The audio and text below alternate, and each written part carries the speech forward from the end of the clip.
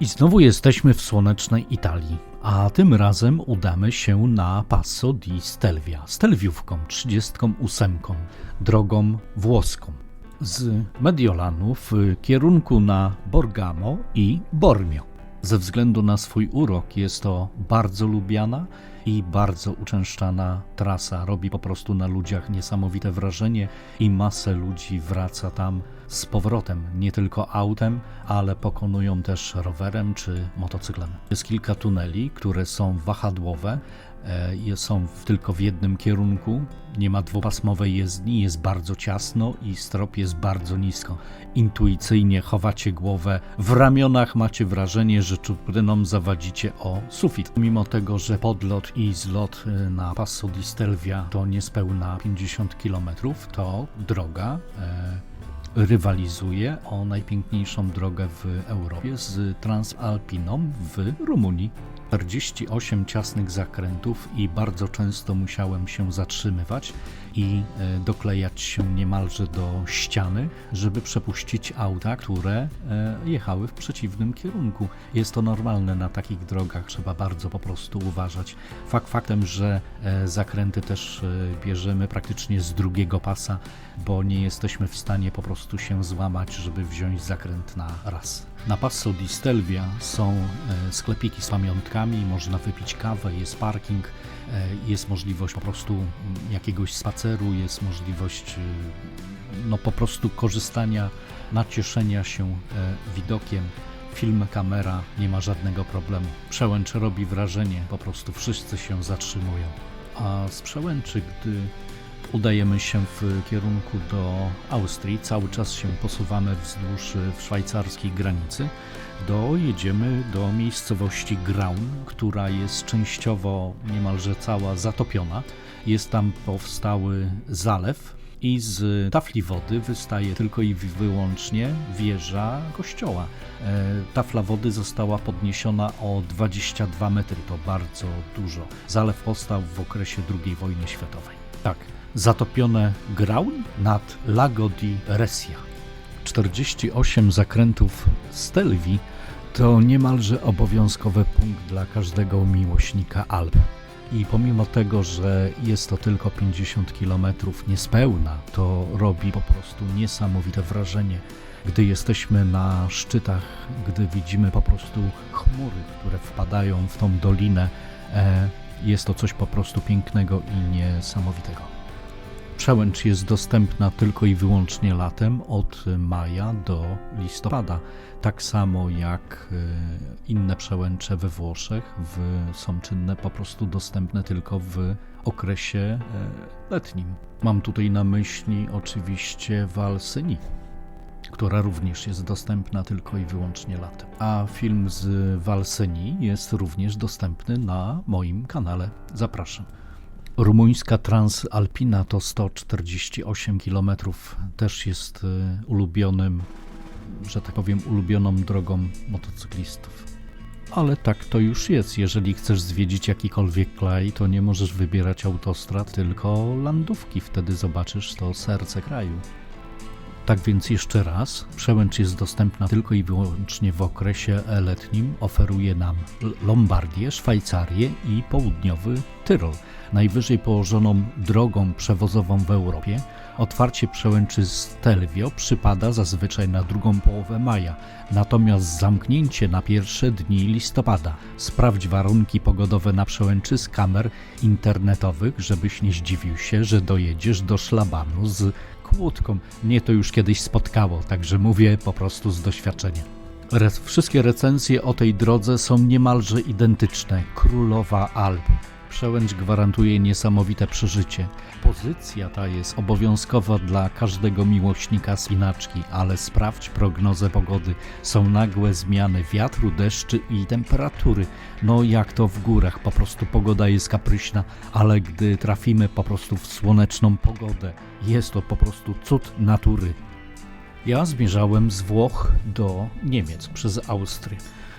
Zacząłem od Bergamo, zatrzymałem się na pauzę w Braun, a cała ta trasa z postojami zajęła mi około 10 godzin. Po prostu cały odcinek trasy jest niezwykle sceniczny i widokowy.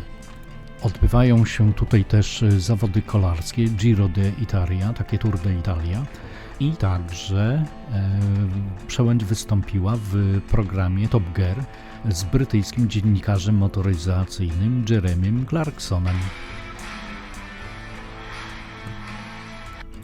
A co pisze na przykład Navtour o Stelvio? Proszę, oto cytat. Jeszcze raz. Przełęcz Stelvio to najwyższa przejazdowa przełęcz we włoskich Alpach Wschodnich. Droga powstała dość dawno temu, bo w latach 1820-1825.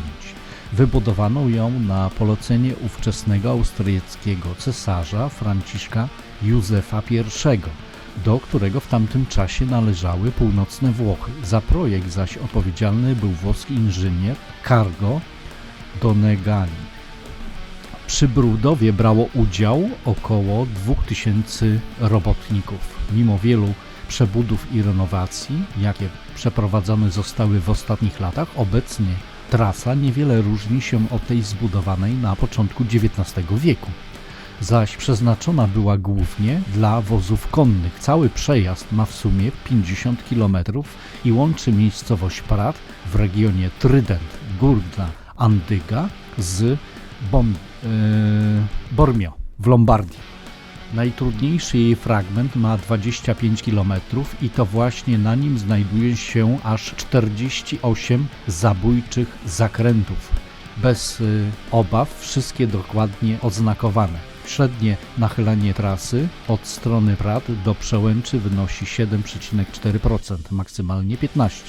I jest to wspinaczka na wysokości 2760 metrów. I nie bez powodu ta trasa jest uważana za najtrudniejszą drogę w Europie i przebiega przez Park Narodowy Stelvio, który powstał w 1935 roku i obejmuje swoim zasięgiem m.in. najwyższy szczyt Tyrolu Ortler, 3905 metrów nad poziomem morza. Park, jak i trasa posiada potężnie rozwiniętą infrastrukturę turystyczną, nie brakuje sklepów, hoteli czy pensjonatów.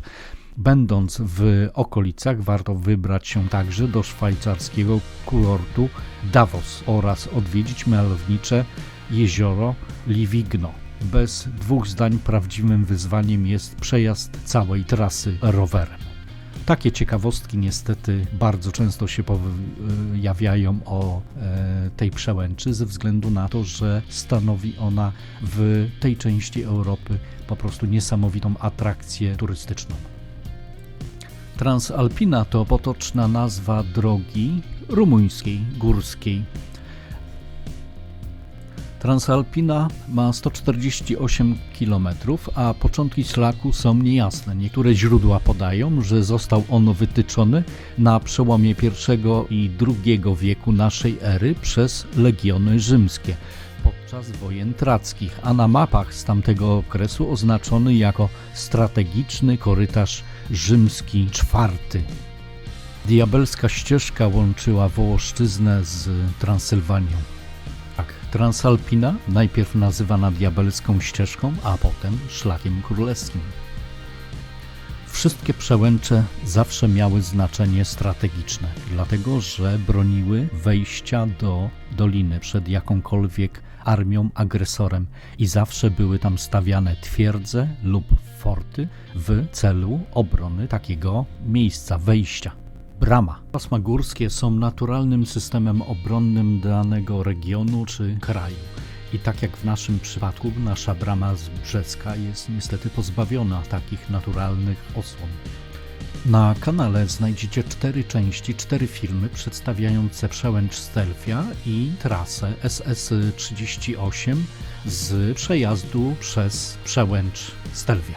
Mam nadzieję, że filmy o Passo di Stelvia Wam się spodobają i że sami postanowicie zdobyć tą przełęcz Droga jest po prostu piękna, widoki zapierają dech w piersiach i pozostaną z Wami na długo. Życzę miłego jeszcze raz oglądania. Cześć.